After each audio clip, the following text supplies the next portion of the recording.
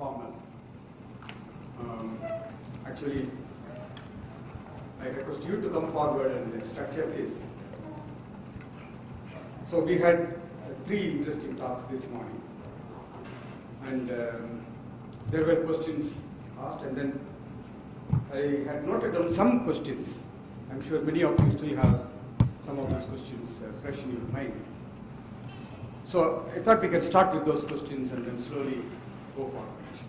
Now, one of the things that happened during tea break and lunch break was that people wanted some concrete MIJ. Like, is there a simple model where you can either numerically get this matrix and see it and then get a feel for it? Like I was asking in the last question, then Ramsesha was saying that it's a sparse matrix, doesn't tell much about itself. But I know that people have tried to rewrite some well-known strongly correlated wave function in terms of tensor product states. There, of course, some of these things are there analytically. I haven't had time to get them. So that is definitely one question to ask. To get a feel for these matrices as calculated by DMRG. For simple models like Ising model in transverse field in one dimension, which is exactly solvable, or Heisenberg Hamilton, which is also exactly solvable with the answers. Not that user-friendly method. So this is one thing. And then there were specific questions which Vijay and I raised during Miles' talk, going back and forth with Psi 3, some block in between. And there seems to be some connection between what Ramsesha said and that. So I thought it's a good thing to connect Ramsesha and Vijay and I. So that at some point what I will do is I will go back and show Miles' presentation and go to that section. And you can raise that question again. And we can see it in the light of what Ramsesha said. So this is roughly what we will structure, we do today. Tomorrow afternoon, of course, we have better things to do. We'll be in the seashore, watching the sea and so on, apart from listening to talks. Then the day after tomorrow, we will have a formal discussion between this MERA and ADSF correspondents. We are trying to get some string theory colleagues to come and discuss about it. So Srikinder will be on the other side. So for today, and also I would like to invite suggestions from you and also questions from you. If you have any particular suggestion how to go about doing these things, it will be very nice. So Amit, you had a suggestion to... I was just mentioning that there are transverse Ising models which has these key interaction. I'm audible, I'm sure. Don't hurt. No, it's formality. Okay, the transverse Ising model with three-spin interaction. With three-spin interaction. Which matrix product ground state. People have calculated the fidelity and other quantities using this matrix product nature of the ground state. But I don't remember the details. I can tell tomorrow. That would be nice. So you can... And second thing, there was some comments on the connection to conformal field theory at the quantum critical point. Yes. There I remember there is a paper by Shubroto of IISc and Frank Coleman and others who looked at the transverse Ising quantum critical point and tried to numerically simulate using a matrix product state. And they calculate what error you make, and that error scales with the size of the matrix dimension. These are the 2 points I just wanted to mention. Maybe I can tell you. Theories and calculated various scaling exponents that you need using tensor product representation. So it exists in the literature. I'm not familiar with it. So Nandini, why don't you say what you want? You were telling me this afternoon. But you wanted something concrete, right? Some example would be. So Srikinder, you were saying that you could do something about matrix product state and then some time evolved. So, okay, so what I was just mentioning was that it's usually instructive to write down the code for at least one of these algorithms yourself, and rather than wanting to see something in the matrix elements itself, that helps clarify a lot of things. And I was just suggesting that, for example, imaginary time evolution with the MPS, you can write this code within half an hour and already run and see what happens with the Heisenberg model. And if yeah. So like Miles was telling in this website, items. Yeah, I'm not familiar with that. So they've probably done this recently, but this can be, it's quite. Wonderful, wonderful. So here is a volunteer, Rajiv Singh, and so can you do it now? Yeah, I think the next work on that I can do. Yeah, this has website. No, Linux might be password protected there. Oh, so we can ask another.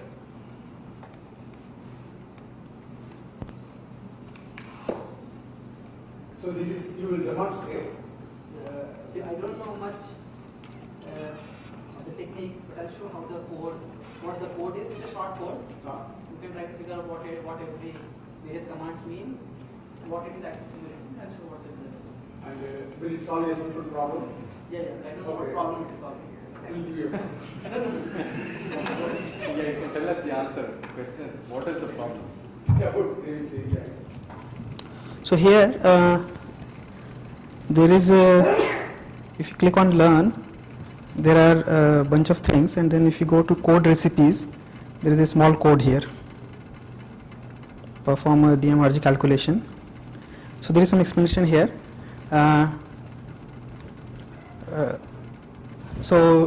Well, let me just try to read it. To do any DMRG calculation, you first need a Hamiltonian.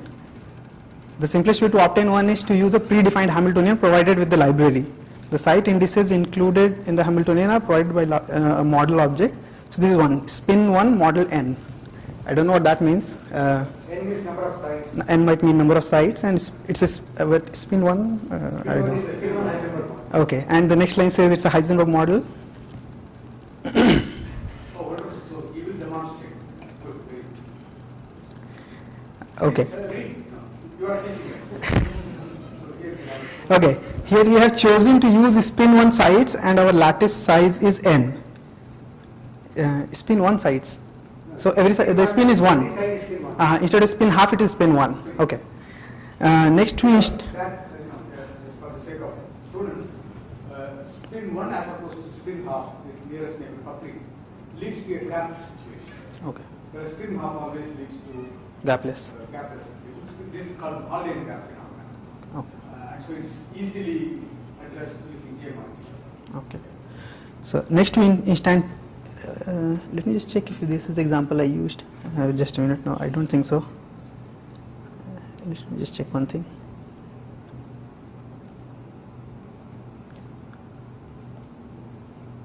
Okay, this is the example. So because here the whole code is there, so I didn't have time to go through everything. So I will just run this code. Please go read through whatever you read. The previous one, Yeah. but the code is not there, so I will not able to show anything.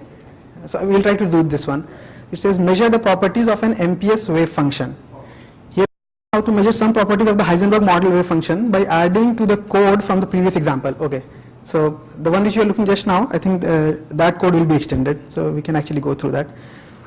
Okay, so here we were looking at spin 1 n site model where each site has spin 1, and then this line NPOH is equal to Heisenberg model starts the Heisenberg model. So this is C++ code. Then we say before beginning a calculation, we need to specify how many DMRG sweeps to do and what schedule we would like for the parameters controlling the accuracy. These parameters are stored within a sweep object. So this is the way. So this is the way to define it.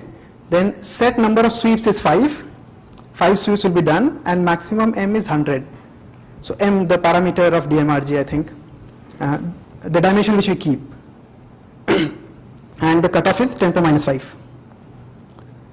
Sorry. I don't know. I don't know. It might be accuracy or something. I have no idea. I think when some accuracy is 10 to minus 5, it stops. Yeah. Okay. The argument sweep expm is the first in the first line tells the sweep object to exponentially increase the maximum number of states kept in each sweep until it reaches a maximum which is 100 here. So it will actually so it will start. I think it will start with some small value of m, and if the cutoff is reached with a lesser value of m, it will take that value, but it can go up to 100. The maximum m which is allowed is 100. Okay. The wave function must use the same sites as the Hamiltonian. So we construct it using the same model. Okay, this is some so this is some technicality. This is the definition of wave function, MPS psi bracket model. So we are declaring the MPS state. By default, an MPS is initialized to a random product state. We could also set psi to some specific initial state in order to accelerate the DMRG convergence time. Okay. Finally, we are ready to call the DMRG, and this is the line which will call the DMRG. Real energy is equal to DMRG. Psi is our trial wave function, which by default will be a random product state. H is the Hamiltonian, which is Heisenberg Hamiltonian here, this line, MPO H is equal to Heisenberg model, and sweeps takes care of all these things, that 5 sweeps will be done and 100 will be the maximum number and all those things. And yeah, so this is this. And now what we are doing, so that line will do the DMRG function call, will actually run the simulation. And then what we are saying, so here we learn how to measure some of the properties of the Heisenberg model wave function by adding to the code from previous examples. So that's what we are looking at right now. Essentially we need three pieces to take an expectation value of some property. The operator sorry. Yes. I just want to get some conceptual clarity.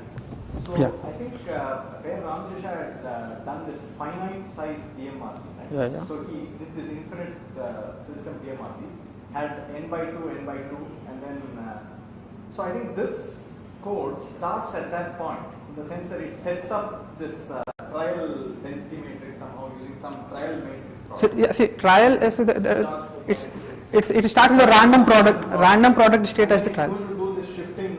Zipping and unzipping back. So it's not constructing the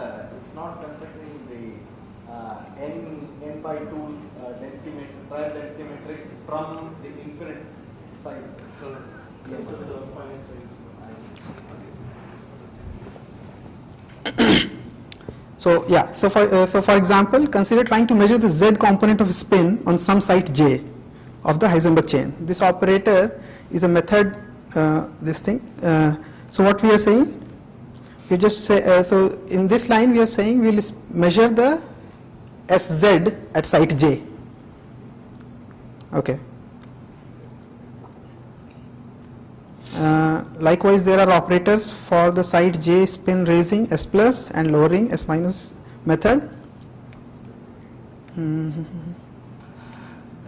Okay, so this line is actually implicitly built in the library, the next line. There is an efficient way to take the inner product of these local operators with MPS wave function. To do this, we must first call the function psi position j. This step is absolutely vital. It tells the MPS wave function to put all the information about the amplitude of the various spin occupations into the site j. Without this step, we would not be... Okay, so see, right in the morning we saw that we can, if we have to make a measurement at a given site, we can actually contract everything else. That's what this line will actually achieve. It will say that the site j will be measured, so it will try to take care of the wave function accordingly.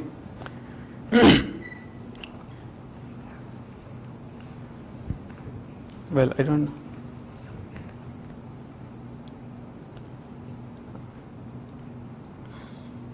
Well, after calling psi position j, all the psi dot AA. Yeah, this one has to understand the library more. I don't know what this means. Tensors for n not equal to 0 form the basis weighed by the wave function amplitude. As basis tensors, these psi dot AA do not have amplitude information. Only the psi dot AA does. Sorry, as he executes some specific trial initial state and look at the... See, so this is the entire code actually here. So if I forget the first few lines. So if you look here, that is the number of sites, this number of sweeps. We will start with, if m, the parameter will start with value 1 and the maximum it will take is 100. So this we were explaining, he was explaining earlier also, and this is some cutoff. This we are declaring that we will use a spin 1 model of with n sites, and the model is a Heisenberg model, and this is the initial state. What is happening here is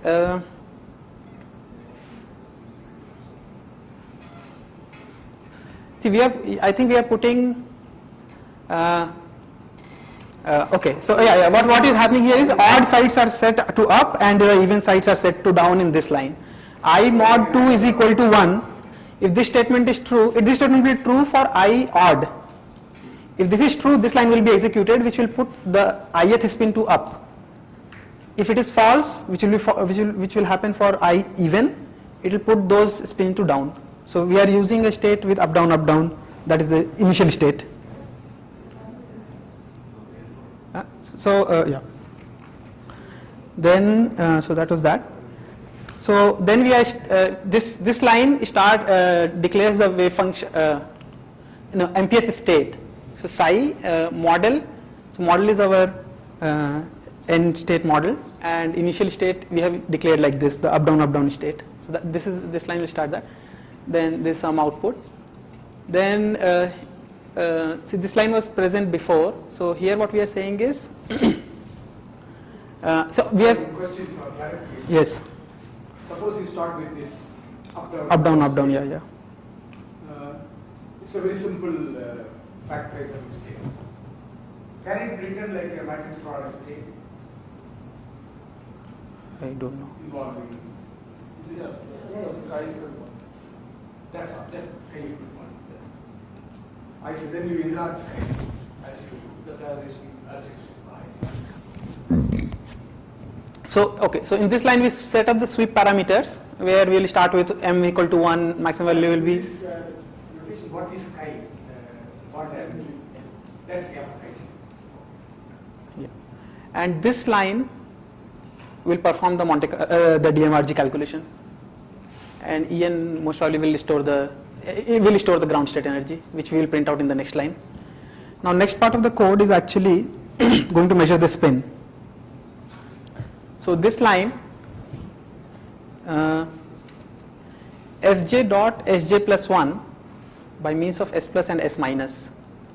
So basically it is taking SZ, SIZ, SJZ plus 1 half of SZ plus S minus. Yeah. So SI minus SJ plus 3 Yes. And okay. So never mind the next few lines. Now what we are doing here, so this is a way to put a for loop in C, C++, etc. So we will go, J will take value from 1 to n, so we will go on every site, and we will say that, so psi was our wave function, this tensor product state. We will set the position equal to J, so we will make the measurement at the jth position for each value of, for every site. That's what we are going to do here. So what we are saying here, move psi to get ready to measure at position J, this is the line. After calling this returns a local representation of the wave function, which is the proper way to make measurements. So as soon as we call this thing, it will do the contraction on the two sides of the site J, and so next time when we try to calculate something, it will do it very efficiently. If this line is forgotten, then everything will be lost. I mean, nothing can be calculated fast. Okay. So we define so psi dot AA is the, I think this stands for the amplitude at site J maybe, and so we declare that as ket, and we declare its conjugate as bra, and then we declare one observable, which is the zth component of the spin at that site. Sorry, and we take the inner product of this with, see, we declared the zth component of spin at that is our operator, this object, zth component of spin at site J, and we just calculate the expectation value in that state. This object, and we are just printing that out, that thing.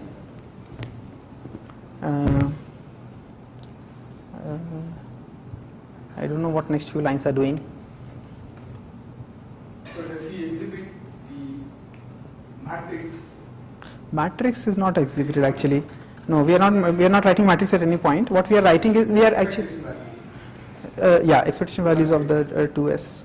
So that means we know that for spin 1 Heisenberg antiferromagnet, expectation value of SZ in the ground state is 0, but some kind of singlet state, AKT. So you start with a specific value of SZ, like up spin or down spin, then somehow it evolves to 0 value. Okay. Is that what he is writing or showing? Okay, no, so I'll just run the program now. Oh,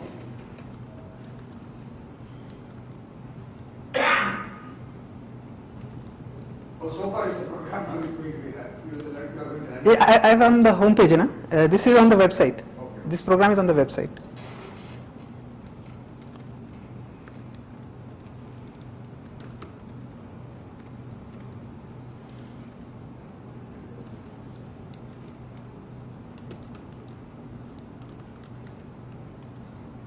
So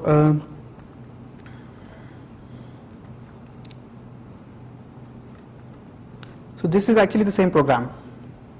So I've just copy pasted it here, and I've already compiled it. So let me just run it. Oh, I see.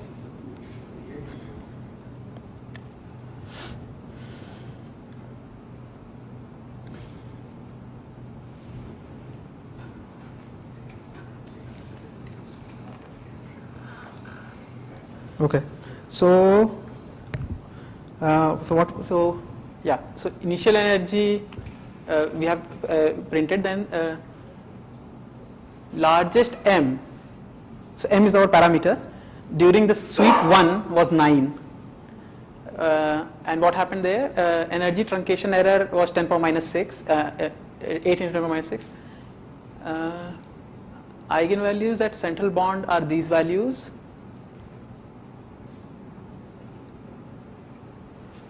Actually, this is just one number. So in descending order, we have written down the energy eigenvalues. No, energy eigenvalues. No, density matrix eigenvalues. Not energy eigenvalues. Yeah, density matrix eigenvalues. And the energy after sweep 1 is this value. So this was our random, no, not random state, the up-down state. Its energy was this. So after one sweep, we have got this energy. Then it takes the next sweep. So we are going to take 5 sweeps. In the next sweep, the m maximum value took was 16. It cannot go beyond 100, but it doesn't go beyond 17 actually in this simulation. Sorry.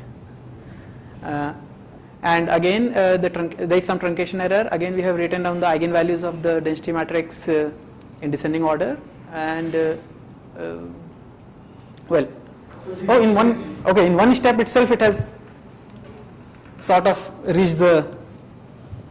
Maybe the initial condition of is special. I don't know. Okay, so this is how the energy is reached. Yeah. Now we see also telling about SIZ as a function of position. SIZ as a function of position. Yeah. So that's a very important. Yeah. So that was one of the primary reasons for DMR. I will comment on it. So we have actually written 2 files. One of the file is this. This is the value of SZ. There is some nice physics there. At ith position. I don't know it is ith position or, yeah, it is ith position because there are 100 lines here. Yeah. So I don't know what this is. Did you want to say something? I can plot it if you want. I will come to the blackboard. Where do you plot it? Okay. Next, please. With some amplitude, spin is up. So it is as if it is oscillating. Similarly, at this other end, you find. So, exactly, right. So, where are you going to explain this? I don't know. This is something beautiful. So, suppose you get a closed chain, there won't be any such oscillation. If you have an open chain, there is a quantum number fractionization in this problem. In the sense, if you take the boundary and then integrate over the spin, you will get exactly spin half. So it is as if this spin 1 chains, spin 1 spins which are interacting with Heisenberg antiferromagnet manage to form singlet among themselves. But at the end, it leaves half of their spin. Half of a spin 1 is spin half. So half of another spin is spin half. So that's a beautiful example of You can actually write out the Wells bond. Wells bond. So tomorrow, Ditman will explain it in an extreme limit called valence bond. Their basic idea is saying that you take a side and imagine it's made up of two spin half moments, and then a state like this corresponds to a case in which this quark or this quark is coupled to this quark and forms a singlet, and this is coupled to this and forms a singlet. So it's all happy, but when you come to the end, you find there is one uncoupled spin, so this is spin half moment. So in the AKT model, what you find is you have two loosely chain length very large. You have a free spin half moment here. You have a free spin half moment over here. Then when you move away from AKT Hamilton here and move to Heisenberg Hamilton, what happens is this spin half moment starts spreading, and that is what you see as an oscillation. So that is an exponential thing with the gap. Exactly. So if you extract a length scale from this exponential decay, you can convert it into an energy scale, and that will be the gap of this particular number. So DMRG became famous when they were able to evaluate this unpaired spin at the end very, very accurately. So this is very transparent in the AKLT model, which this model will just tomorrow. Like there is one unpaired spin here and another unpaired spin. So this is a very nice example of quantum number fractionization, because you expect out of a spin system like this, excitations will have delta S is changing by one or spin 1 excitations. But here you have that, the spin of excitation at one corner and the spin of the other. So I get confused because there's also some Z2 symmetry that is broken, right? Because you see, By hand. By hand? By hand. Because, in fact, this is a very important point. So if you are very careful, what happens, this spin off and this spin off will form a singlet, and it will be all disappear. So you have to apply a little bit of bias from the beginning, because we chose basis in which up, down, along this. So it's because of his initial choice. People have chosen it to be in the x direction, then it will be slightly different. So if you solve the problem exactly, it will be a total singlet. But then that's one component of a singlet will be one loose spin here, another loose spin forming a very weak singlet. You can easily excite that, convert them into triplet state. Here he has biased it by the initial condition. And also this spin 1 model also contains something called topological order, which is also very clear in AKT model, which Ditman will explain. So no, so that's all I think, and I think one more quantity was measured. So let me just check what that was. So in a sense, now you measured it, right? You did the calculation. Yeah, the simulation which ran just now. So this was the result of that.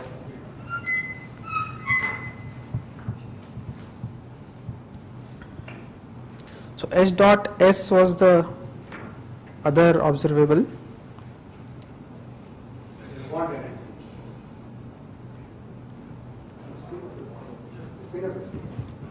Spin. It's for the total. So this is H dot S. So that means, I think I think there is some font problem. Those boxes means minus sign. yeah, so this is also, what happens is the spins in the middle of the chain are very happy. Their spin objects are nicely bonded. But when you come to the boundary, there is a frustration.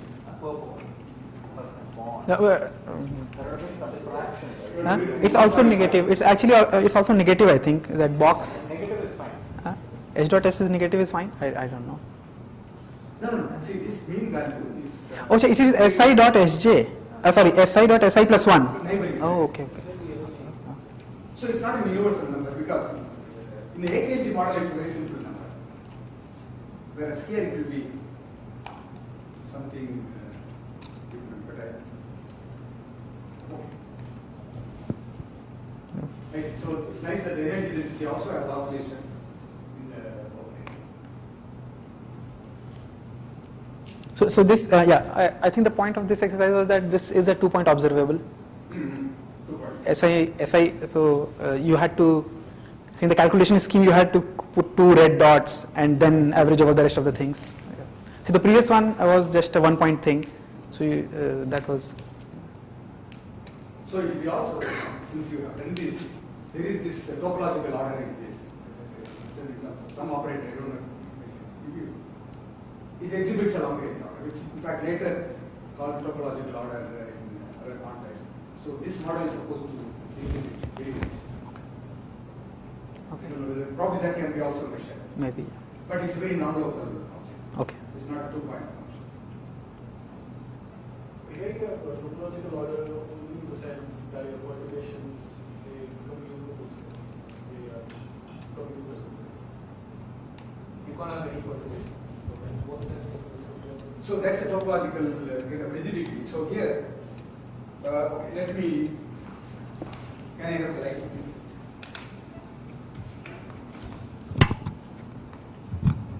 So there is a topological order in this state in the following sense. Let me, so if I take this wave function, this state, and then project it to SZ basis, so a given side can have SZ equal to 0, plus 1 or minus 1. So these are all the 3 possible states. Now I open this wave function, and then what I find is, according to, when you do this analysis, what you find is a sequence like this, plus 0, 0, 0, and then minus 0, plus 0, 0, 0, and so on.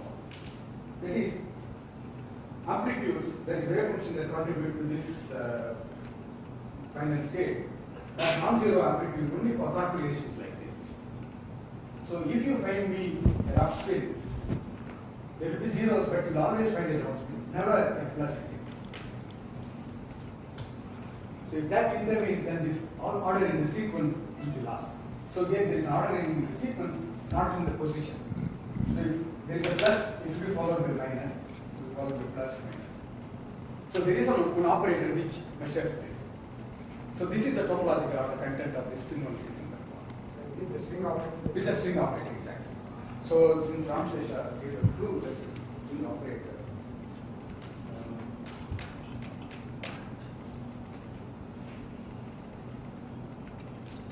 Yeah, I think it's some operator like this. I running between from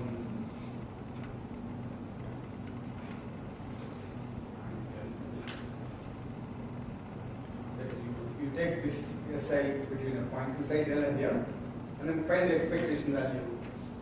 It remains non-zero as L minus M. Sorry, but the context of topological order, Yeah. you usually also demand that this quality would remain robust under the perturbations. Correct, exactly. So this is exact. This can be exactly shown for a KT model, and then add to a KT model extra perturbation which will make exactly like Heisenberg. Right, but this perturbation has to be SU stone. Right. Can't break the SU stone. That's right, exactly. So, This is the symmetry protected topological order. so the AKT Hamiltonian has some term like this. Whole square. So it has a standard Heisenberg coupling and backward coupling. Right. So for a specific choice of A and B, that's AKT Hamiltonian, for which it's exact. Then you move away from a particular, you drop this, which is what he analyzed. Standard Heisenberg model. Still this topological order survives. But you can't add a perturbation which does not compute with this. Correct. You can't add like this magnetic field. But usually, let's say if we talk about the toric code or something, Mm. then you can add any local perturbation and then the transfer. So this is also robust under some perturbation. But that is all. And these are the perturbations which compute with the system. Okay. There is. This is the expectation value of SI dot SI plus 1 becomes. Yes, yes. Now, if you had a spin half model, then you must have a spin paralysis stability. So it should kind of give you an oscillation, short, long, short, long. Yes, what happens is in spin half model also there are these boundary spin-ons, That's it. but then they have power locking. It's not sharp like this. This is very sharp. Exactly. So they should be able to see that.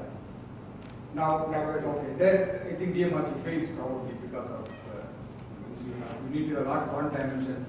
Probably things like where are you? No. Probably you can do a spin correlation function and then get the structure factor. You see the structure factor peaking at 5/2.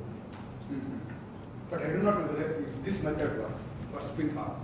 Whatever I have heard is that Because spin half does not have a spin part system. There is only a spin half part. correct. But then at the same time it's gapless, so it's hard to. Maybe you can make. Suppose I force a DMRG calculation on spin half. You would always see expression. There also. So as you increase this parameter, you will see that you get a larger spread, but Still it will be exponential. Okay. Possibly if you take a square lattice and put spin 2, you think something like this? Yes. So legs, some more legs. So I am preempting what Vidyman will talk tomorrow. See, Jason has question, suppose I have spin 2 or I have a square lattice, can I do similar construction? The answer is yes. In the original AKLT paper also, or later paper is there. So think about spin 2 as made up of 4 spin half objects. Then you can say 4 quarks. So you can hook up a Hamiltonian for which this is an eigenstate.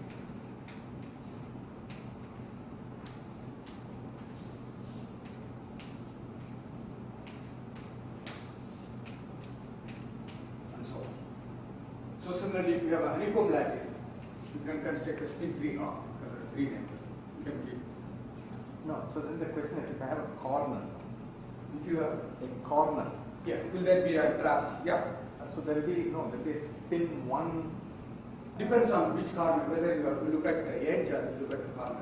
If you have a corner, So if I have just an edge, then it will be a spin half. exactly. So here it will be a, Spin half. So if I have a corner, then I have a spin 1. Spin 1 there. I do not know. Either spin 1 or spin 0. Because they may get paired. Spin 0 also, yes. They may also. I don't know. How can they get there? Because that particular site still has to be spin 2, so it does not have spin 1. Spin 1 cannot be there. Okay. Very fast. So there will be 3 states, 3 corner states corresponding to. Is that right? Yeah, I think similar things will go. There are interesting surprises. You go to 3 dimension, like with 6 spin 3, you expect it to be a spin liquid. Then you find long range order. Even though you have written a wave function which looks like a singlet, manifestly, but long range order develops and you get antipode. This is Parameshwar Shank Parameshwar Shank and Shivaji Sondhi. Sumati, you had a question. Okay, great. So, please go ahead. You are. So, I think that's very nice. Thank you very much. It illustrates that items that can be used by us. Now I feel confident that you go look at the website. Okay.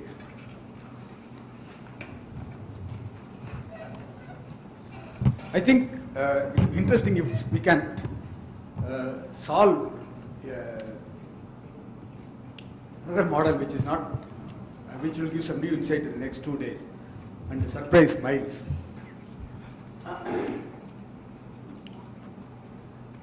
Is there any, Rajiv, is there any discussion about Hubbard model in this I-tensor site? No, Raju has to change the model here. So this, the example which I gave today Ah. was available on the website itself. I didn't get time. Oh, sure. And I'm, in the website, in the examples, do they have any other model like Hubbard model? I don't think so. Okay. I can check. Ah. relative I model. think you have a lot of predefined modules. Okay, I see. That would be nice if some other models are there. I think many models are implemented, but the documentation is not there. The Okay. documentation is not very detailed right now. Okay. So, So Ramsesha, do you have any comments about this? Because you have played with spin chains also, right? Yeah. So basically, that's what I was. So did you also focus on the edges and saw this unpaired spin at the edge? No, actually, what we were doing was like, Ah. we were trying to get the structure factors. Okay. So for that, we do a calculation for about, say, 200 site. Do Fourier transform. Fourier transform the open chain. Mm. So what you do is you leave out 20 boundary spins on each side. What you have in the interior, 160 sides. You assume that the spin coordination functions are that of a ring. Mhm. And then you use the spin coordination function in the ring of 160 to Fourier transform. And then you can see what happens to the each side. I see. So for you it was a nuisance, the boundary oscillation. It's been half. Yeah. Let's see. So the another thing I was thinking was to go to Miles' lecture and clarify that point. Shall we do that? Do you have energy?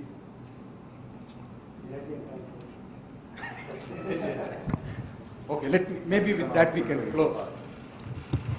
So that will be.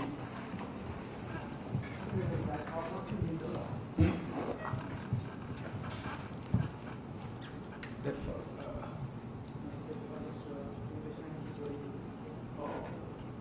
You may be able to just mount the Windows partition. You didn't have to shut down. You could have mounted the Windows Actually, I partition. have the presentation in the memory stick also. Yeah.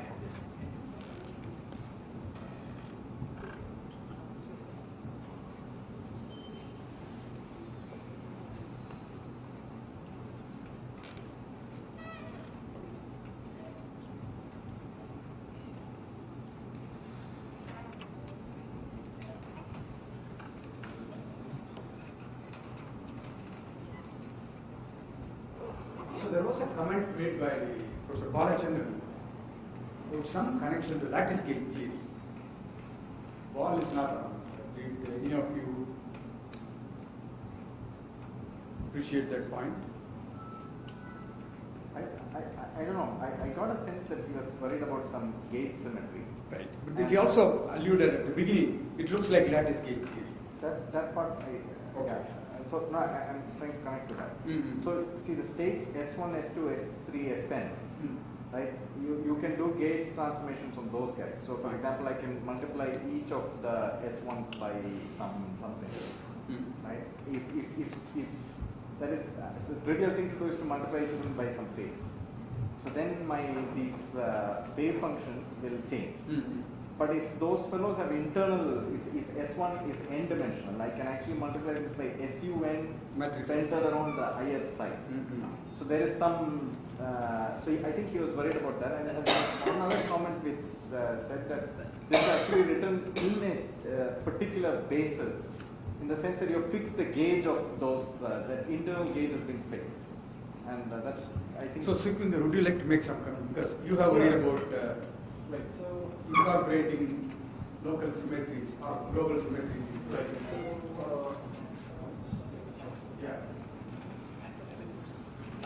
so there are two things here. So one is the In the rate what?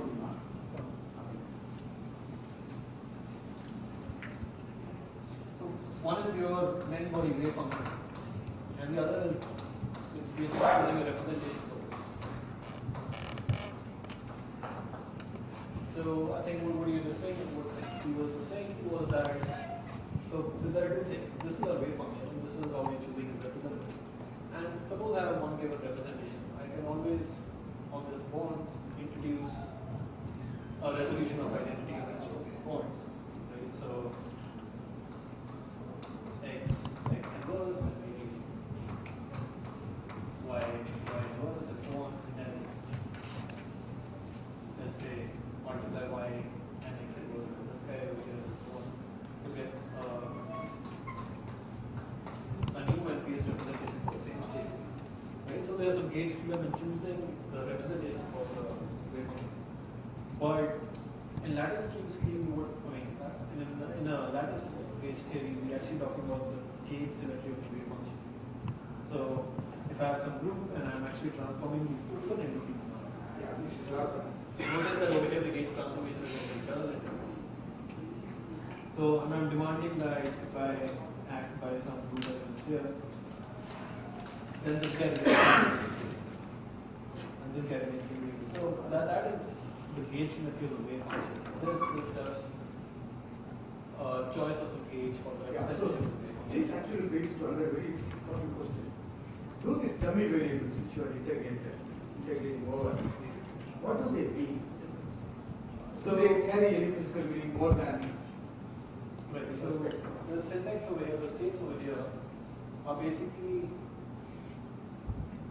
they give the states over here form a basis in the inverse space, which is the support of the reduced density matrix of all the cells to that inside. So let's say this label it takes 1 to n values.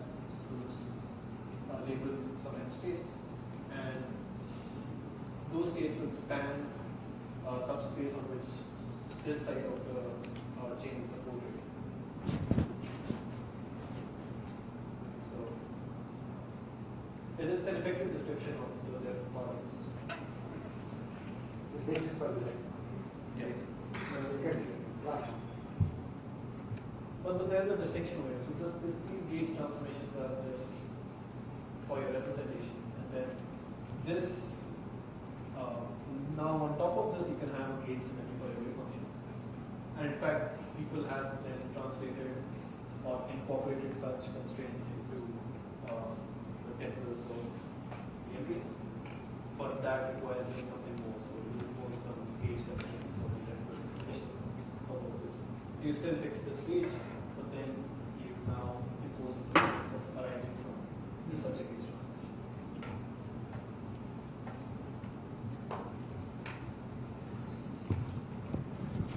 So maybe we will close with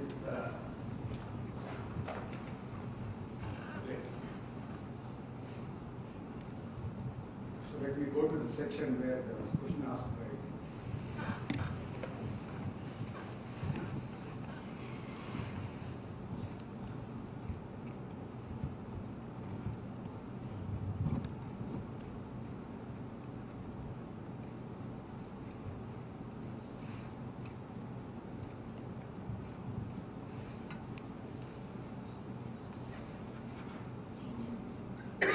remember where it was. I think you need to keep going down. Going down. Right. Yeah. Okay. Keep going. Next. Yeah. Yeah. This is the starting point. Yeah, well, Yeah. keep going down. Yeah.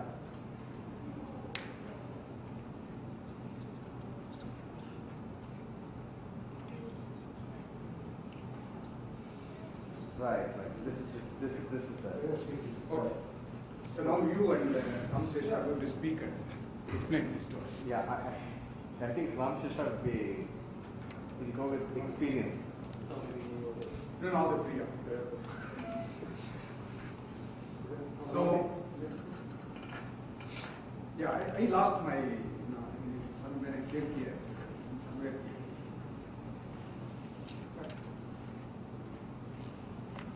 I was asking the question about this Hamilton. So, mine did some answer. I didn't understand. Maybe, can you explain what is this Hamilton? So since I'm new to this, I can try so that I learn from the mistakes I make. See,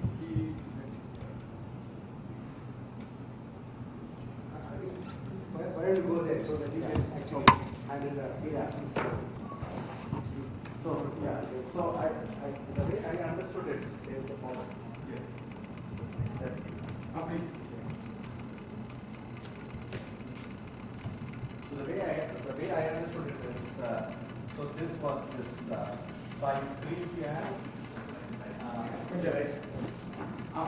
So let me just call this these fellows as alpha. Okay, why not use actually Ramsesha's notation? Let me call this as mu, and let me call this as mu prime, and this I will call as the ring? So if I were to think of this as a 5-side problem, 1, 2, 3, 4, and 5. Basically, these mu's are the sort of the eigenvectors of the density matrix of these guys, and the mu primes, and mu's are these of this side. And now the Hamiltonian is written in this case. So it does not have a particularly simple form. Yeah. So right. So the form would depend on these things. But if the interaction is somewhat local, for example, I was trying to visualize in terms of free particles, then what would happen is I would basically have a system like this, where this is my mu block, this I will call it as the mu block of the Hamiltonian, and this will be the, okay, why did I get one? There can be a mu block. It's called a mu block. Mu is for the left. See, mu sigma mu prime is for the raw vector. No, mu block means this thing. Mu A. You mean mu. Not the Okay, you like like mu. Yeah, sorry. Yeah, that's what I meant. And then there's the three block. That is the, and then sigma 3 tau 3. sigma 3 tau 3 block. Okay, sigma 3 tau 3 block. And then there is the mu prime block. Right now, I think for some simple Hamiltonians, what would happen is that you would of course have some terms here and some terms here. And I think what will happen is that you will get only terms here and here. So for example, this will be completely zero. Is that correct? So the left will not couple directly to the right. It will only couple through S3. But even when you are not sure that the form, I don't know which conditions you get that. This form. It will be all coupled. Depending upon the number of particles on the left and the right side, if you are looking at a Howard Hamiltonian. Let's just look at Heisenberg Model. Okay, Heisenberg Hamiltonian also different MS values you have for MS of U, MS of U prime, and then MS3. Okay, so there you will can be calculate various everything depending upon what values it is taking. So what is being stated is about it. So for example, so if I look at ms equal to 0, I could have, so this is my mu block, this is the 3 block, and this is the mu prime block. So I could have, say, up, down, up, or I could have, this is for ms equal to half. I could have up, down, up, or I could have down, up, up. All these various guys will couple together, and then the matrix will be full, is what you're saying. Matrix may not be full, but Yeah, it should it will be random. It may not have some nice structure the way I'm thinking. Then what is special about this base is your leave some signature. Okay. So now my understanding. So here is where I think we can help this up. So my understanding is that suppose you start with some set of matrices like this. This is the initial product state. And then the way to improve it is by this sweep Shifting side 3 to side 4, Yeah. and then the rest of it you want to do is side 4. And then keep doing this. That's that sweeping. That's a sweeping vector. So in a sense that Big statement. Now, if you go to the sweeping, you will see that. yeah. What was it you were saying? You are going to answer the Okay, yeah. This is a sweeping text. Operationally, how does one do It's by precisely by what I would think precisely as demonstration. So what you do is you would say imagine that You keep changing the size of the left and the right one. Left block augmented, right block attenuated. something like that, right? So let me say I have 2 n sides. So let me say I have n here, and so let me say n minus 2, and this is 2. right? I'm simply now I know some states mu here, and I know some states mu prime here, and then I have the internal states of this. So let me just call them as S. I think you call them as sigma. So what I then do is I construct my Hamiltonian with this basis, diagonalize it, get my ground state. And then what I do is I compute the density matrix of this guy. No, one side. One shifted up, right? Yeah, mu and sigma will be together, and then Yeah, I got it. So, mu and sigma together and this guy. and no, you don't do anything to that, so that it becomes m plus 1. Correct. This becomes n plus 1. And And then then now I, you put and then two I take sides. these two sides Yeah, you put another side on the right, on the right. and then you look at the density matrix for n minus m minus. Okay, n minus. Because that was already computed. Yeah, right. Correct. Right, and this goes on. This goes on until you hit the right side, which is only one side, and then the left side will be n minus 3 sides, and middle 2 sides. And then now you sweep back. So right side now becomes 2 sides, and then 2 new sides, and then n minus 4 sides. Like that. So now we have the new density matrix for row 2. Correct. So the question is, why does this converge? Huh? Why does this converge? Because finally these density matrices have to be density matrices of the full system, the 2n system. What you started with was not the density matrix of the 2n system. It was density matrix of the 2p system where rho p was from the 2p side system. No, you made a statement that finally has to be the density matrix of the 2n system. Right. So what in this business is forcing that it has to be? Because you are constructing back and forth, you are sweeping it, so it will finally become that of the, you are refining the density matrix until it becomes the density matrix of the 2n system only. Because you are starting from the 2n state, 2n side eigenstate, I see. so that becomes a part of the 2n state density. And you always have your Hamiltonian. But when I started with the central, when You have to get the state and then only that state that So keeping the Hamiltonian at each point and extracting the ground state.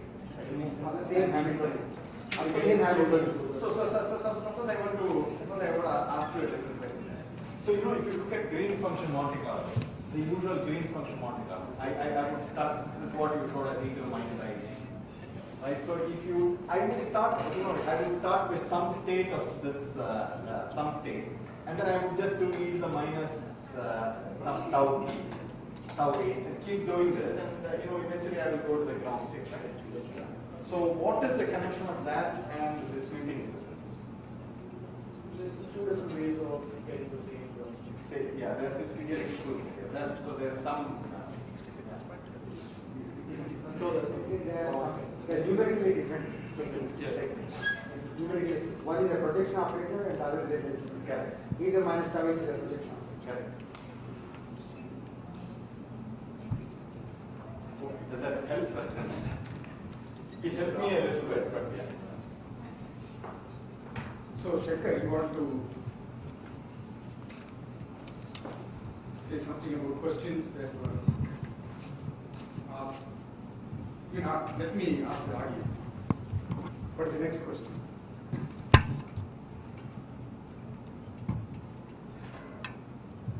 So the question is, it's 5 o'clock. So we had a long day. What kind of models can be? Typically, where can we use? So, as I think Suprinder and also Mike said that whenever the system has a good gap, this is excellent, like AKLT model, one-dimensional Heisenberg spin chain, and Hubbard model at half filling, where you have a charge gap. 2D has been used. 2D, I think that's where the frustration is. You cannot enlarge it because if you literally enlarge it, the computation time becomes You can do it for thin strips. I think people have done it for about, this thing, 10-leg ladder. About 10-leg ladder is about the widest system that we have on. So you still try to mimic it one-dimensional, but then have a finite breadth in one direction, and then keep increasing it. people have done it for the Conformal lattice spin problem, and also in TJ model and various things. And there are problems. For example, there is one method called IPEPS which has been used to analyze TJ model, and it amplifies the stripe instability enormously. It gives you a very large charge order. There was a nice comment from Sandra Saramother. In fact, the property should not be there. So when it comes to two-dimension, I think you can tell me. There has been ideas like even this Mera suited to two-dimensional gapless system. Then when it comes to spins and charge degree of freedom behaving differently, the structure of Mera has to be different. So there are ideas and preliminary works. Can I just ask the question in a different way? Yes, please. So this entire tensor network game, what problem has it solved, or what new insight has it given on any problem for which we did not have any insight before? Good question. But I mean, so I think like Bhaskar was saying, so these methods have recently started, people have recently started using them for actually hard problems. So before this, we were just using some confidence building. The DMRG have been used for the last. I think the way I have understood is tensor networks allows you to go to higher dimensions conceptually in a framework which is very similar to DMRG. But it's generalization of it. So basically that's the point.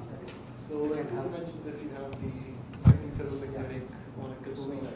So you'll have a mu left, mu right, mu top, mu bottom, and then a spin sticking out. And then now you trace over the left, right, top, and bottom, then you will get the matrix product state corresponding to the two-dimensional network. And similarly, you can do the three-dimensional network.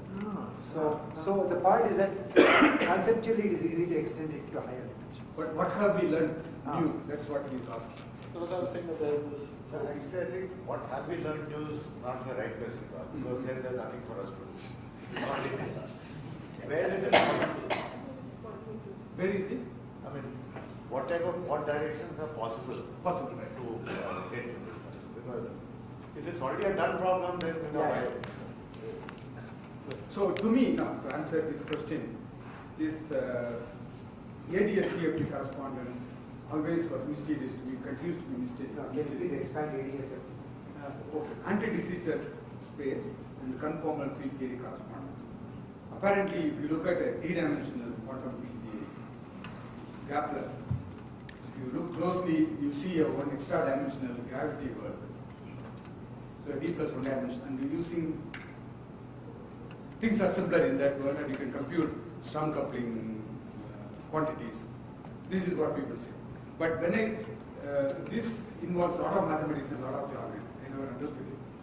But when I read this Mera answers, in some detail, it was very beautiful that you could see there is a renormalization scale and this scale structure.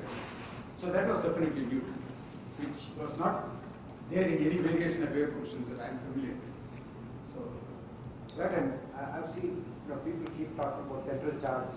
correct. Okay, and then velocity or something like that. So they try to extract from the DMRG wave functions of the models these quantities. They are apparently Very conformity. So this is in 1 plus 1. Yeah. You want to Right, I mean, you can compute a lot of conformal data using either MPS or the Mera. What I don't know is I don't have conformity. Neither do I. But we have experts in math science. In the next 2 days we can. So on that point, is there a known problem for which there some new insight has come out of this? So the example I was again giving was the Heisenberg model on this. I wouldn't say that new insight. I mean, this is just beginning to people to start using this to look seriously at these hard problems. But for example, for the Heisenberg model, we can go up to 108 sites. 108 sites on the Conformal lattice. And before that, the best results were exact diagonalization for about. So no, this is not a table. This is Conformal lattice problem. Yeah. Yeah, right. But J1, J2 is still J1, J2 still up. Okay, there are two family of problems. One is one spin half Heisenberg model on a Conformal lattice. There are lots of results in the past. Some people say it corresponds to a valence bond solid. Some people say it's a liquid. EMRG made some contribution, and then this tensor network now seems to have converged something which was not possible before, saying that it's a spin liquid, numerically. Then recently there are attempts to understand, which is what V3 will do tomorrow, so-called J1, J2 model. Square lattice competing interactions. There seems to be some spin liquid phase and many interesting things. So these were things that were not possible to address so accurately in the past. No, but problem is a debate. It's not like people are believing that result is correct. Exactly. So it has started a debate.